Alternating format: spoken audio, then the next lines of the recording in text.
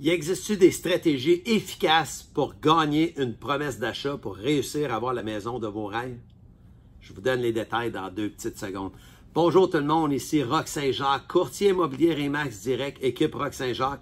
Encore une autre fois, un privilège pour moi d'être ici avec vous, à échanger, à vous partager de l'information pertinente de l'immobilier à travers ces podcasts. Par le fait même, je vous invite à aimer la vidéo, partager la vidéo.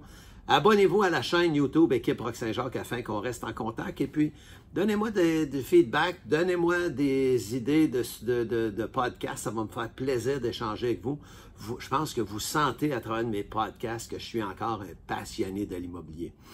Alors, sans plus tarder, vous avez trouvé la maison que vous pensez qui répond le plus à vos besoins, ou le condo, ou le chalet, ou peu importe la propriété que vous convoitez. Vous l'avez trouvé, vous l'avez déniché, et puis là, vous vous dites, « Eh mon Dieu, qu'est-ce qu'il faudrait que je fasse pour vraiment là, parler aux vendeurs pour qu'ils prennent ma promesse d'achat ou mon offre d'achat en considération et puis qu'ils la favorisent sur d'autres, ou si je suis seul, qui ait envie de l'accepter là, sur le champ. » Alors, effectivement, il y a des stratégies qui sont importantes. Nous, à travers l'équipe Roch Saint-Jacques, on les regarde avec vous de façon systématique.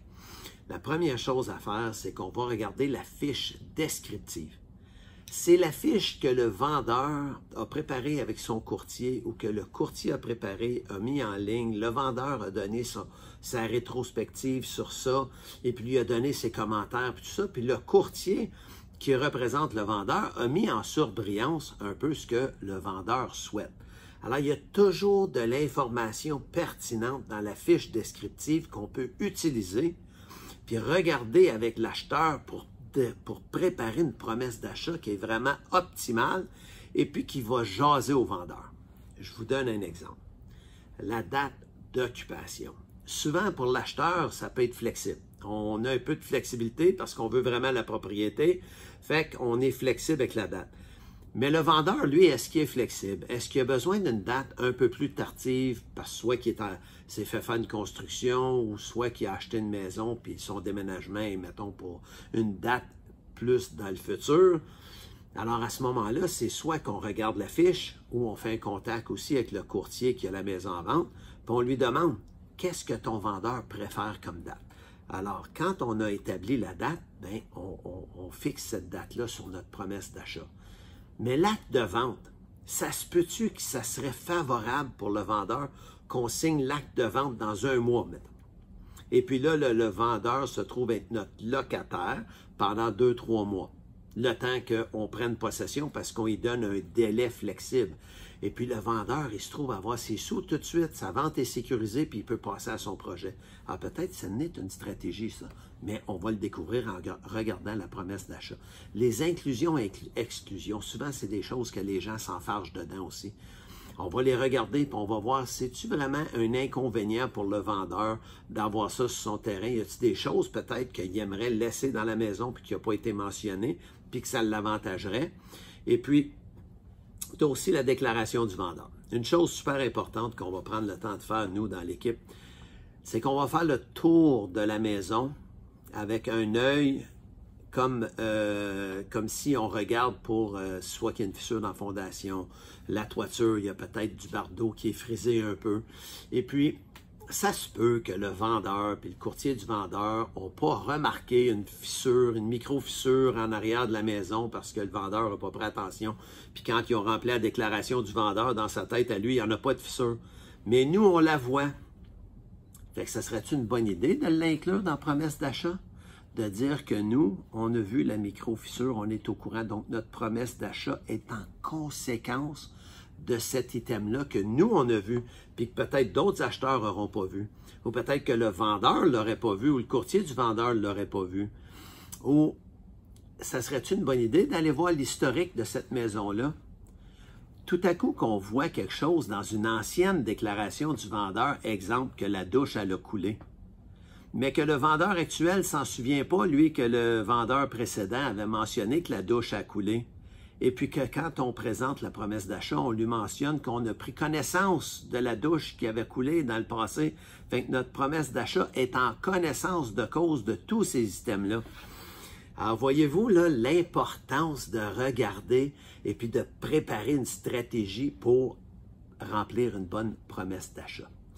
L'autre chose qui est super importante, puis ça, je veux vraiment mettre l'emphase là-dessus, c'est de vous assurer que votre courtier va aller présenter votre promesse d'achat lui-même.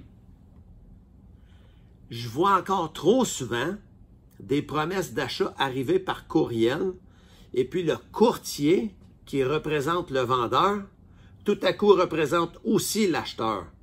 Parce que le courtier qui représente l'acheteur fait faire le travail par un autre courtier. C'est pas juste important au niveau stratégique. C'est le devoir déontologique. C'est une loi pour les courtiers d'aller présenter leur promesse d'achat aux vendeurs. Alors, imaginez la différence. Moi, je remplis une promesse d'achat avec vous, avec certains des détails que je viens de mentionner. On arrive à un rendez-vous avec le vendeur. Le courtier du vendeur est là, moi je suis là, puis le vendeur est là. Puis j'explique les clauses aux vendeurs, qui sont les clauses de la promesse d'achat qu'on a fait. J'explique pas toutes les clauses de la promesse d'achat, c'est le travail du courtier qui le représente, qui va y expliquer ça après. Moi, j'explique pourquoi on s'est affiché, on est rentré à ce prix-là. Le financement, il est sécurisé, il n'est pas sécurisé. Ah, mettons que la maison est à 500 000. Est-ce que la banque va l'évaluer à 500 000 ou la banque va l'évaluer à 450? On ne le sait jamais, ça. Mais moi, je peux sécuriser le vendeur en disant, regarde, mon acheteur, il y a 50, 60 000 $ de plus si l'évaluation ne marche pas.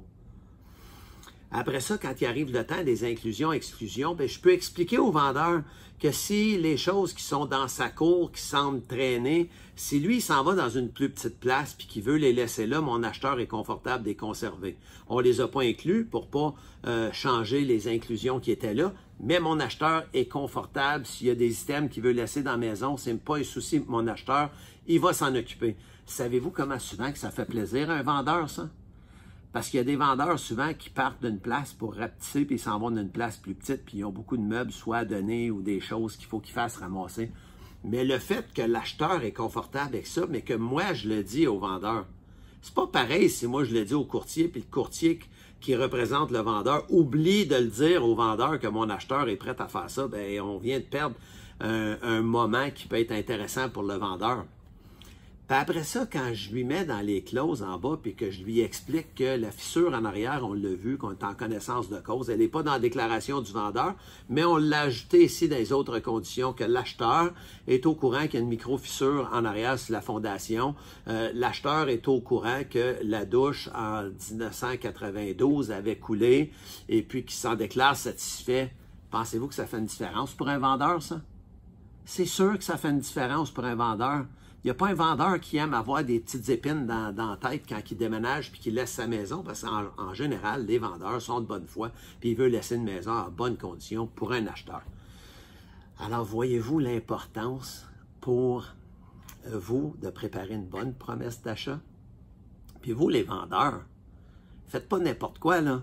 Si vous n'avez pas écrit que les promesses d'achat seront présentées jeudi prochain, bien, écoutez les promesses d'achat que les gens essayent de vous donner. Tu as un acheteur qui vient chez vous, il prend le temps de rédiger une promesse d'achat, il va la présenter dans 24-48 heures, puis toi, tu t'es effronté au point de dire, ben non, on ne présente-la pas aujourd'hui, je vais l'écouter juste un autre jour. Voyons donc.